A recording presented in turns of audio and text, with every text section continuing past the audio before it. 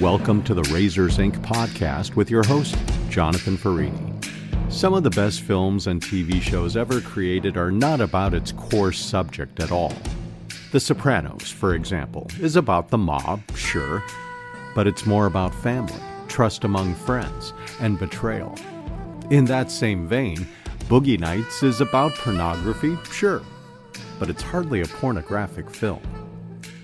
So pour yourself a drink, pull up a chair, and hear Jonathan's take on movies, television, and today, a Scorsese-style rise and fall story of belonging, all decked out in polyester. Here's your host, Jonathan Farini.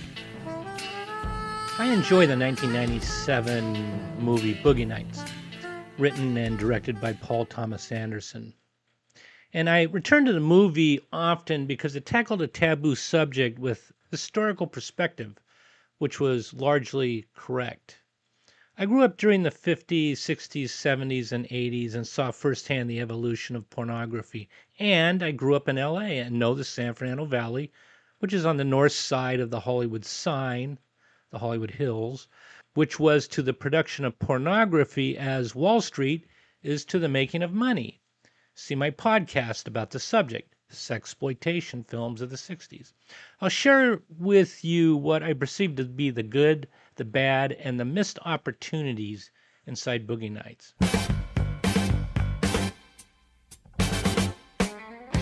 Anderson's directing style.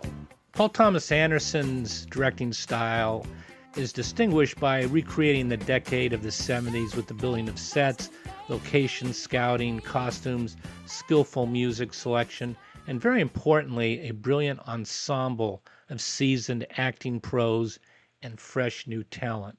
More later. Anderson's writing style. He wrote the screenplay. His script gives each character a distinct voice and ambition. But what the script does, it really explores the ever-growing darkness of the business as it was edging towards the 80s, with an audience wanting more sleaze, skin, kink, and less imagination. But he missed an opportunity to use the porn magazine industry as a foundation for the movie. The porn film production followed the equally seedy trajectory of porn magazines. If Playboy was a classy affair, Penthouse was a motel room hookup, and Hustler was a backseat quickie. I would have opened the movie, or shortly after the opening, cut away to a magazine rack at a newsstand with fewer Playboys, more Penthouse, and even more Hustler magazines. A scene reminiscent of George Lucas's contribution to The Godfather 1, including a newspaper printing press spewing out headlines showing the ensuing mob war accompanied by a piano score. Casting was king of the movie, as it often is in every movie. For the first time ever in 2026, the Academy of Motion Picture Arts and Sciences will award the Oscar for casting. If the Oscar was available in 1997 for casting, the casting directors would have been nominees, if not winners. Mark Wahlberg plays Dirk Diggler, real name Eddie Adams. You're a loser. You'll always be a loser. You couldn't even finish high school because you were so stupid, so what are you going to do? I'll do something. I'll do it. You know what? I'll go somewhere and I'll do something. Maybe I'll run away and you can never find me. Go ahead. Goddamn poster. Don't do that. You're not going to be. Don't do that. Why You're not going to be. doing that? Because you're too stupid. I'm not stupid. Yes, you are. Please, just don't be mean to me. I'm not being mean to you. You're just too stupid to see it. You don't know what I can do. You don't know what I can do, what I'm going to do, what I'm going to be. You don't know I'm good. I have good things that you don't know about. No. And I'm going to be something I am. No one can tell me I'm not. Anything. Don't hurt me. And you He's the protagonist, a young man who rises to fame in the adult film industry. You might as well have called him Dick Dangling, Paul. I wouldn't have chosen a name for the character like this as a junior high filmmaker with a Super 8 camera. I suspect there were many actors capable of playing this role, but the casting directors saw something in Wahlberg. I've heard tell Wahlberg resents playing the role, ironic since it was his big break. Burt Reynolds played Jack Horner, another, why not just call him Jack Horny, a great seasoned actor who plays the role of a paternal director and producer who mentors Dirk. I also heard Burt didn't dig the director or the film, but again, it brought Burt out of the shadows and into an Academy Award nomination for Best Actor. Julianne Moore played Amber Waves, or Maggie. Okay, let's get a good one. Do you want to practice your lines with me? No, I know it. You look great, honey. Thanks. Does he want me to keep going? Where should I do it? What do you want? Wherever you tell me. Okay, just pull it out and do it on my stomach if you can. Yeah, no problem. You all right, honey? Oh, this is great. I'm fine. I just want to do good. I just want it to be really good, you know? I was wondering, is it okay if I really try to make it look sexy? Would that be okay? Okay. Great. She's a porn star serving as a maternal figure to Dirk. It's not explained why her need to mother Dirk, and it's a wasted opportunity, but perhaps she sensed Dirk's lack of a real mom. More later. There's a great transition to stepping into clothes. Amber Waves steps into her clothes behind the camera and shoots a realistic documentary alongside the LA River in black and white about Dirk Diggler. Well, the fine line is I'm playing a character. You know? I mean, I'm Dirk Diggler. Brock Landers is a character that I'm playing. He's a law enforcement type of guy who is hired by people to stop these bad individuals. You know? I mean, how do you stop bad individuals? By saying, please, stop drug smuggling and, extorting and jewelry sales and stuff like that. What are you supposed to do? It's like, these women are obviously beautiful, but that is like a cover-up. That's like their costume. These people are wicked, bad people. Paul, well done. Frankly, I'd likely enjoy a cinema verite version of the entire film.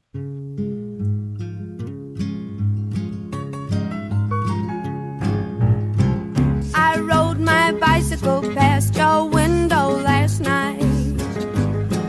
I roller skated to your door at daylight. Heather Graham plays Roller Girl. She's a young porn actress known for her roller skates and vulnerability, rolling in and out of scenes, which is nice. Got something I need. Well, I got a brand new pair of roller skates. You got a brand new key. Because it adds texture to a scene. She serves as a metaphor, I believe, that the porn industry is moving in a new direction. Horner can't control. Don Cheadle plays Buck Swope, a porn actor with ambitions of owning his own stereo store. More later. John C. Reilly, to me, is the most unlikely of porn stars and plays Reed Rothschild. I wonder what the Rothschild family must think of that. Dirk's friend and fellow actor with whom the two actors have great chemistry. You want to take it from the top? Yeah, let's try it.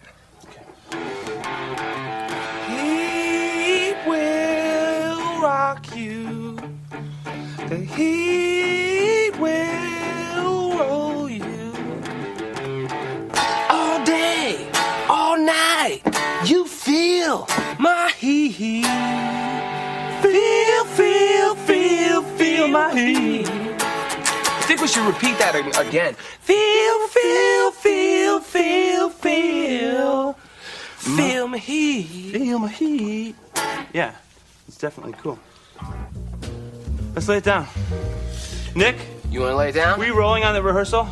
Riley ain't no leading man. See him inside the movie Brothers and you'll know what I'm referring to.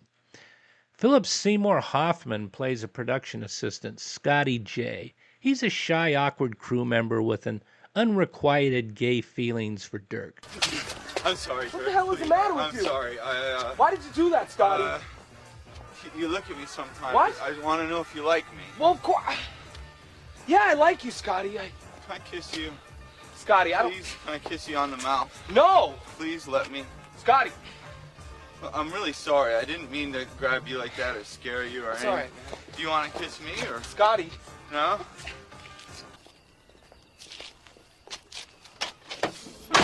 Idiot. Oh, idiot. I'm an idiot. I'm an idiot. I'm an idiot. Watching Hoffman in this role defies my imagination this young actor would become a rocket and later flame out. Again, eagle eye of the casting directors. William H. Macy plays a failed filmmaker working various roles behind the camera. Little Bill is his name, intentionally, more to come, represents the darker side of the industry's volatility, contrasting with the meteoric rise of Dirk Diggler in the same world. This isn't a large role. In fact, it's expendable, but Anderson includes it because it added a great subtext to the ugly side of marriage inside the porn business. I guess he's named Little Bill because his wife turned him into a humiliated cuckold, catching his wife screw porn star cast members in front of the crew. I was just saying... I understand. Yeah, because I'm trying to give each picture its own look. Can we talk about this later? Oh, yeah. You gotta go somewhere, or...? Yeah, no. I mean... You know, because I was hoping, for the shoot tomorrow, we could send Rocky down and he could pick it up. Kurt. No, hey, gotcha. You gotta go somewhere, so hey, what the kids? Only the photography of the film we're talking about. Are you giving me Kurt? No, hey, no way, little bit. My wife has an in her in the driveway, Kurt. All right? I'm sorry if my thoughts are not on the photography of the film we're shooting tomorrow. Okay? Okay. No big... Little Bill is trapped inside a business he has grown to hate, and his life unravels tragically by killing his wife, her lover, and committing suicide. Nice add of a character, Paul. Macy played it to the hilt.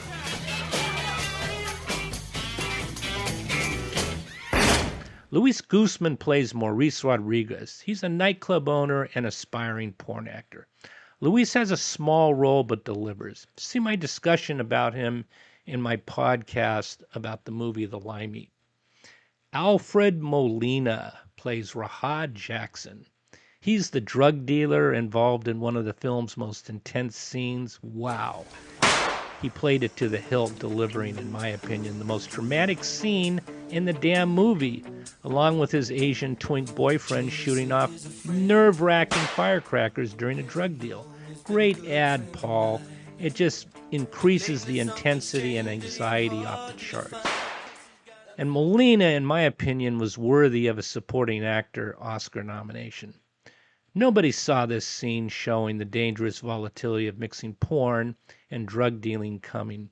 But taking a gunfight out into the evening streets of a posh neighborhood with no neighbors or cops showing up, Paul, I would have left the scene inside the house. Thomas Jane plays Todd Parker. Todd Parker. I can't read, bro. Made it! Amazing party, man. You bet. Courtesy of Jack Horner, thank you. I wouldn't mind me having a piece of that action right over there. Michelle, I'll introduce you. Sure. Introduce you to my lap. He's a reckless associate of Dirk's in the drug deal sequence just mentioned. A great working actor who, ironically, went on to play the lead in the HBO series Hung, a great series. Robert Ridgely plays Colonel James, a financier of adult film, an easy guy to hate from the first second you meet him. The guy who ends up in jail beaten by a cellie for his black book. No love lost for this viewer seeing the Colonel molested in jail like his young female victim.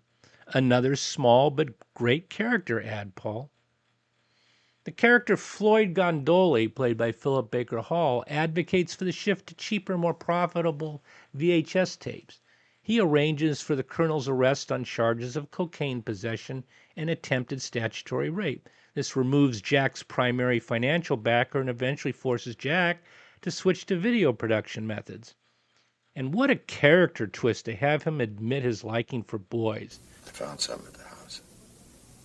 What? There's something. It's... Jack, it's my weakness, Jack. It's just... They're so small, Jack, and they're so cute, and they're so adorable. I just can't help it when they're so cute and adorable, right? No, Jack, listen. I don't touch them, Jack. I don't touch them in any way, honestly. Jack, please. Paul is showing us the crudity in front of the camera and degeneracy behind the camera. You be the judge, which is the most obscene. Shout out to the casting directors, Christine Sheeks and Cassandra Kulukundis. I hope I pronounced it correctly. Sheeks is also credited with casting Fargo and Barton Fink. The Coen brothers value casting, and it shows. Remember, budding filmmakers, my first hire would always be the casting director. More about some key performances. Back to Mark Wahlberg as Dirk Diggler. He captures the innocence and ambition of a young man drawn into the adult film industry. But what's that relationship with his mom? She comes off like a jealous girlfriend, throwing him out of the house, and the weak father at the breakfast table, terrified of interceding. Why didn't you explore it, Paul? The edible illusions are screaming for attention. Furthermore, the entire porn star as a superhero, crime-fighting detective deterred from the storyline, which could have included depicting the difficulty of being a male porn star. No ED meds in the 70s and 80s, folks. They relied on fluffers, having to perform on notice with multiple takes. So you still want to be a porn star, kid? This is one profession where men are paid less than women, unless the men, many straight, want to do gay porn. I've heard the character was written with late porn star John Holmes in mind. I assure you, knowing what I do of Holmes, he was about showing up, getting the money shot, and splitting for other pursuits, leading to his untimely death. Read about him. More about Burt Reynolds playing Jack Horner. Reynolds delivers a memorable performance, but Reynolds' gravitas and charisma anchor the ensemble cast, and his nuanced portrayal of a mentor figure earned him an Academy Award nomination. My name is Jack. Eddie Adams. Eddie Adams from Torrance. Yep. Jack Horner, filmmaker. Really? Yeah, I make adult films, exotic pictures. Oh, I know who you are. I read about you in a magazine. Inside Amber, Amanda's Ride. You made those, right? Right. Those are great. So now you know I'm not full of doggy doo-doo. Yeah. Want to come back to the table and, have a drink? I'd love to, but I gotta work. How old are you, Eddie? 17. I got a feeling beneath those jeans there's something wonderful just waiting to get out. Reynolds' performance is credited with reviving his career and adding depth to the film's depiction of the industry's power dynamics. But Anderson's attempt to make Horner some kind of auteur film director refusing to move to videotape was clumsy. I didn't believe it. Most of these early porn films were shot in 16 millimeter inside hotel rooms with shoddy or no sets other than a bed, light bulb, and it was all about the money shot. Yeah, there were some directors who got their start in porn, but they'll go unnamed. Julianne Moore played Amber Waves. She elevates the character beyond the stereotypical porn star, really exploring themes of longing, loss, and her search for connection. Her work was recognized with an Oscar nomination, highlighting her impact on the film's critical reception. Even Heather Graham as Roller Girl. Her portrayal is memorable and poignant. She conveys the character's youthful energy and underlying sadness, making her a standout among the ensemble. Graham's performance helped establish her as a significant talent in Hollywood. Shout out to Paul for the fight scene in the limo with the former high school kid who recognizes her in Horner's TV game show shot in back of a limo. Pick up a stranger, make it with a porn star. You recognize Roller Girl from her films? Yep. Yeah. Yeah, we watch her films a lot at my frat house. I go to see Son. Do you remember me? We went to school together. Your name's Brandy, right? Brandy? Brandy's your name. You don't ever disrespect me. You don't ever disrespect me, you think you can't me, you can't touch me! You can't touch me, Don Cheadle. Cheadle's buck swope exudes kindness and innocence. I find him likable. A stereo salesman by day, bringing back memories of stereo receivers, speakers, and turntables with the goal of opening his own store. When he's turned down for a bank loan, Anderson has him stumble into a robbery and killing at a donut store and walking away with the cash necessary to open up his store. This was weak, unbelievable, and if in keeping true to the character, Buck would have called the cops, not run with the cash. In summary, the chemistry among the cast members and the depth they bring to their roles is the major strength of Boogie Nights, in my opinion. The actors and actresses who got their big breaks really comes down to two for me. Mark Wahlberg.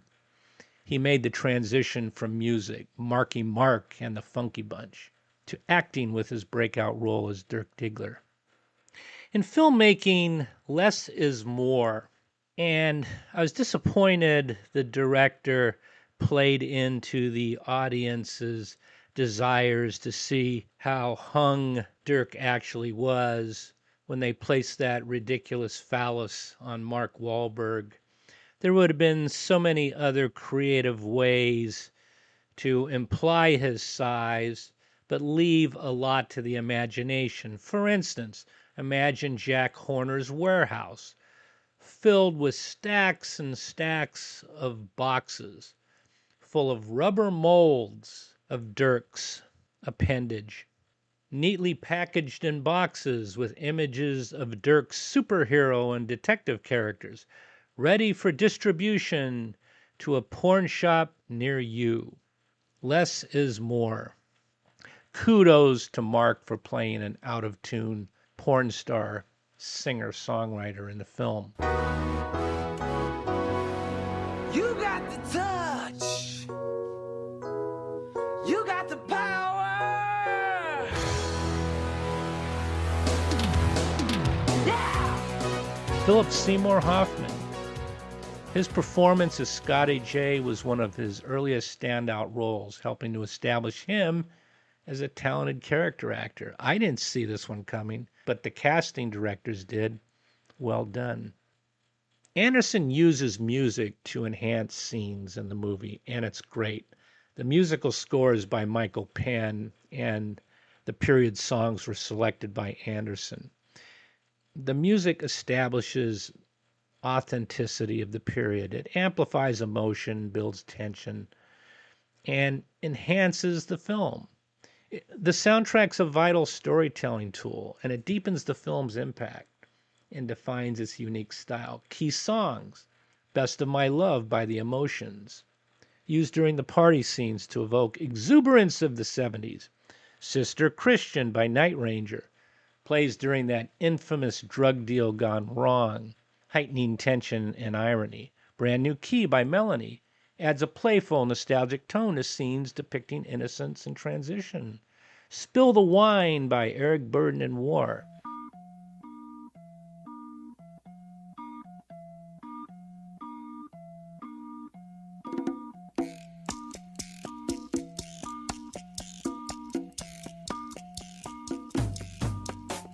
Sets the mood for the film's opening montage, introducing us to the world of the characters.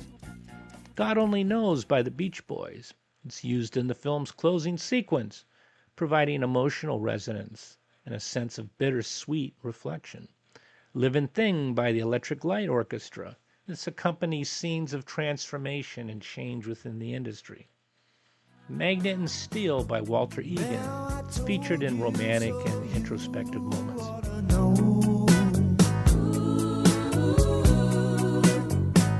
It takes some time for a feeling to grow.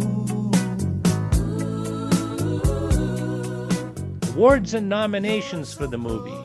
It was nominated for Best Supporting Actor, Burt Reynolds, Best Supporting Actress, Julianne Moore, Best Original Screenplay, Paul Thomas Anderson.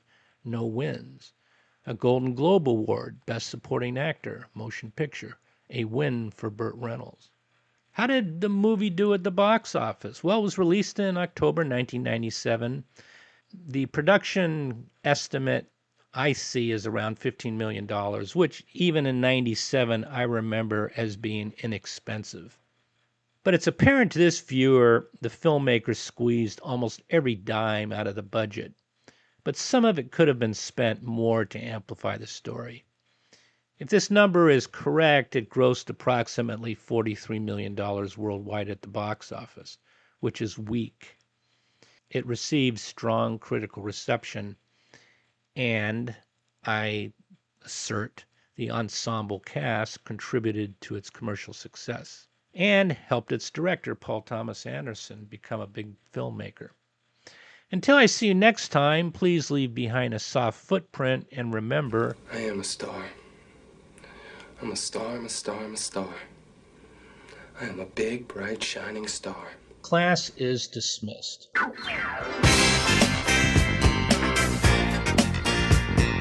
And I have to disagree with Jonathan on one thing. I would argue that John C. Reilly was the perfect choice to play Reed Rothschild. To look at the men from that era of pornography, they weren't exactly Hollywood leading man types. They were more like the John C. Reileys of the world, though no one would fault you if you've never noticed. You've been listening to the Razors Inc. podcast with Jonathan Farini. Be sure to check out Jonathan's collection of fiction at jonathanfarini.com. Also, look for Jonathan's short story, Raging Rails and Campfire Tales, in which mysterious artifacts are found inside a Mojave Desert construction site, leading to unexpected reunions for a contractor and his wife. Raging Rails and Campfire Tales has just been published in Signs and Revelations, the 2025 collection book put out by Scars Publications. Look for it at scars.tv or at jonathanfarini.com. You can also drop an email anytime to razorsincpodcast@gmail.com.